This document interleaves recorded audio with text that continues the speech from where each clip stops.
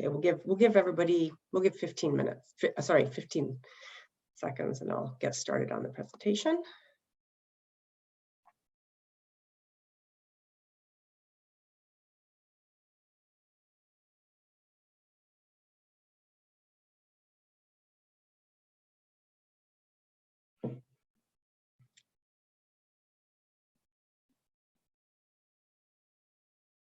Okay.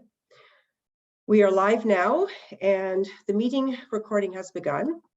And I'd like to welcome everybody to tonight's neighborhood meeting. My name is Michelle Freethy, and I'm a planner with the city's Development Services Department. The purpose of tonight's meeting is to present to you the neighborhood, a development concept being considered by the owner and development team of 70 to 76 Edgehill Drive, prior to a formal development application being submitted to the city. This provides an opportunity for the development team to hear initial community feedback and incorporate it into their plans prior to making a full and formal development application for the city.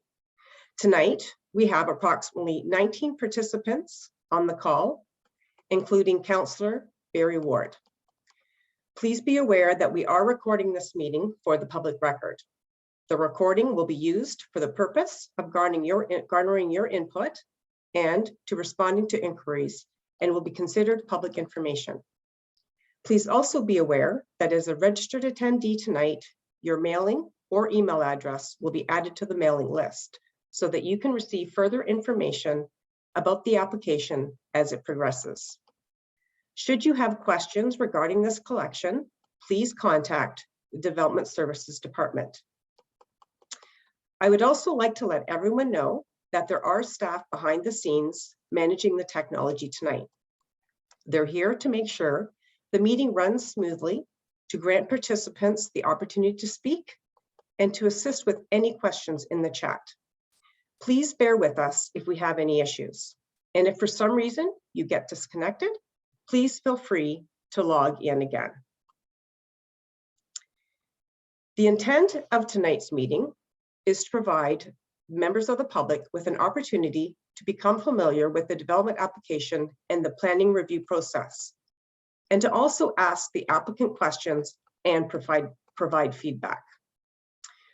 What to expect during the virtual meeting: a brief overview of the city's review process and timing, a presentation from the applicant's representative describing the proposal, and an opportunity to ask questions of either the applicant or city staff and provide comments or identify concerns with the application.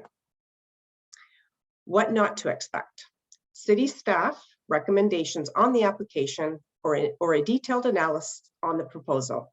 This will occur later in the review process, and a debate on the merits of the proposal between city staff and the applicant. Before we get into the presentation, I just wanted to quickly highlight the next steps in the application process. This neighborhood meeting is established early in the development process to ensure local concerns are incorporated or addressed through the city's review.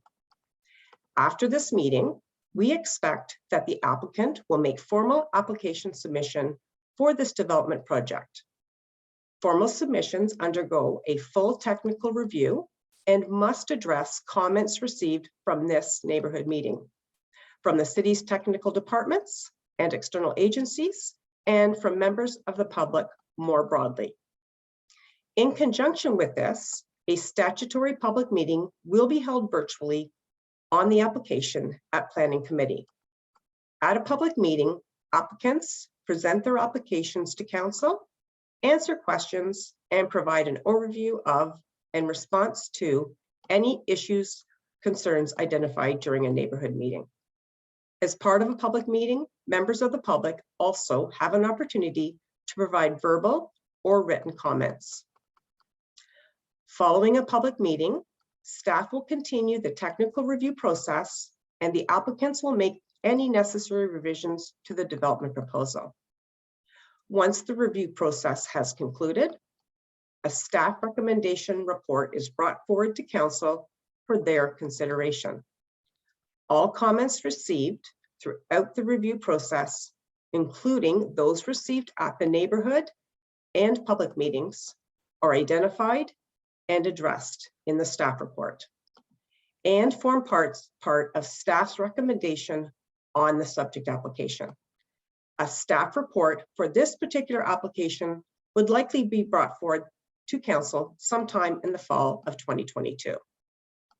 I will now move on to the applicant's presentation. As I mentioned, the proposed project and application will be presented first, which we will follow with a question and comment period. So I'll stop sharing, and it's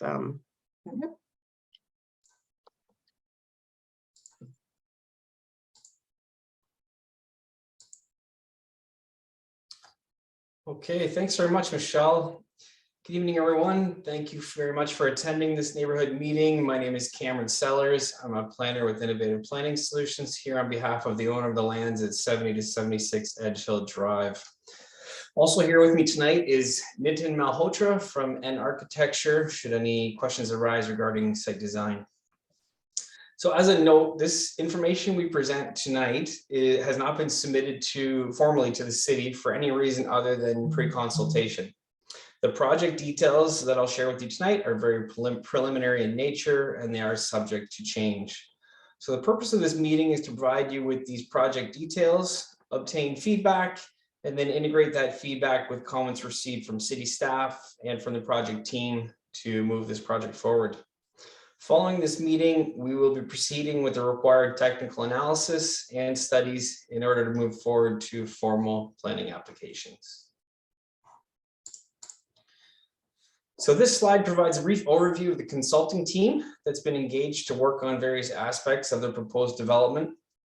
Innovative Planning Solutions are the planners involved in this project. The architectural component of the team is represented by N Architecture, who have been involved in other similarly scaled projects in the county of Simcoe as well as within the GTA. Azimuth Environmental has been engaged to complete the environmental analysis, while Palmer has been engaged to complete the geotechnical and hydrogeological studies. Traffic and parking analysis will be completed by GHD, while civil engineering will be completed by NRN Engineering. And finally, Gradient Wind will analyze factors associated with wind and climate. Each of these consultants will provide critical components and input to the project as it moves forward. So relating to site context, I've highlighted the subject property here outlined in red. The property is positioned on the north side of Edgehill Drive, east of Ann Street and north of the 400 corridor. The site itself possesses roughly 112 meters of frontage on Edgehill Drive with an area of roughly 2.1 hectares or 5.3 acres. The lands are approximately rectangular in shape, sloping in a north to south direction. 70 Edgehill Drive currently possesses one deteriorated dwelling to be demolished shortly, while 76 Edgehill Drive is vacant. This image depicts an aerial view of the surrounding neighborhood at Edgehill and Ann Streets looking southward. Adjacent to the west exists a 12-story residential building in the form of Gateway Co-op homes. Further west are various existing and approved medium and high density residential projects, including a 13-story residential building just west of Ann Street. And to the south exists vast commercial amenities along Wellington Street as seen here, including a pharmacy and an Anchor grocery store servicing the area, and some more medium and high density residential developments as well, as you can see right here. So this slide illustrates the current official plan designation of the subject lands, along with highlighting their position in the city. The lands are currently designated residential and environmental protection and are in close proximity to institutional, commercial, and open space lands along with the Highway 400 corridor. This slide illustrates the current zoning of the subject lands. The lands are zoned residential single detached 2 or R2, environmental protection EP, and residential apartment second density or RA2 with special provisions. So as you can see here, high density residential zoning can be found projecting both east and west from the Edgehill and Ann Street intersection here. So you can see this light brown is the high density residential zoning centered around this intersection. So to provide a little bit of historical context, a large portion of the subject lands, being 76 Edgehill Drive, were approved for a residential tower in 2014. That approval permitted a 12-story residential tower with a 3-story parking structure, while also establishing the environmental protection limit as agreed upon by the city and the Lake Simcoe Region Conservation Authority, or LSRCA. In 2019, development approvals were further sought from the city to rezone this property for standard and back-to-back townhouses, reducing the density significantly.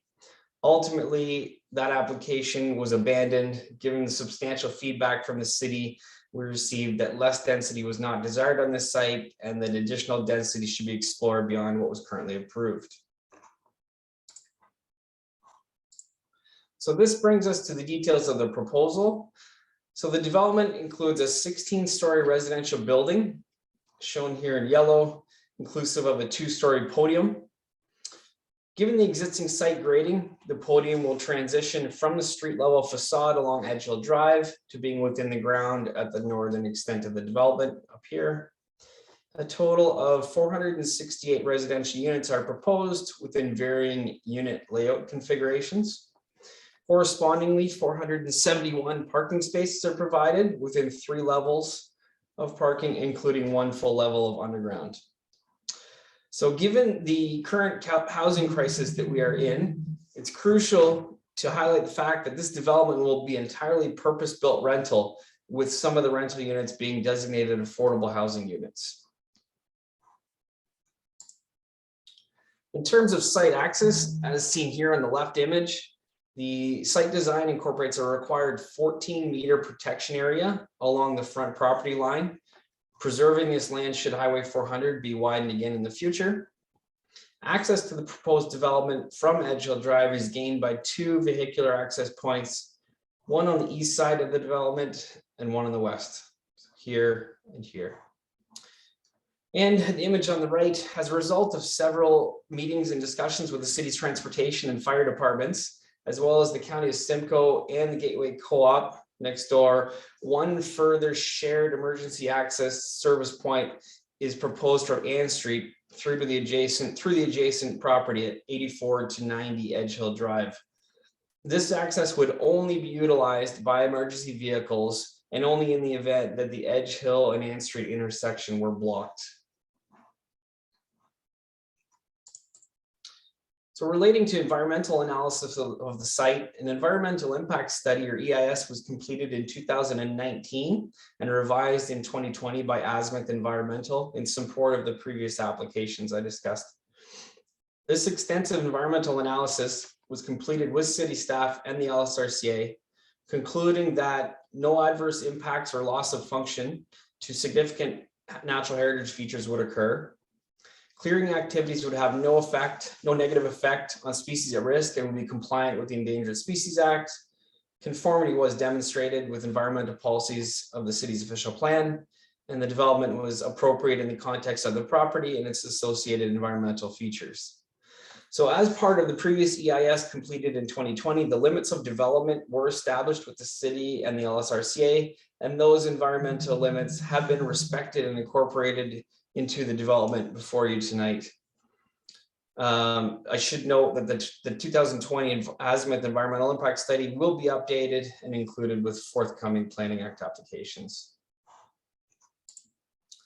So in order to accommodate the proposed development, an official plan amendment is necessary, redesignating a portion of the property from residential to environmental protection, while also revising the defined policy area HH.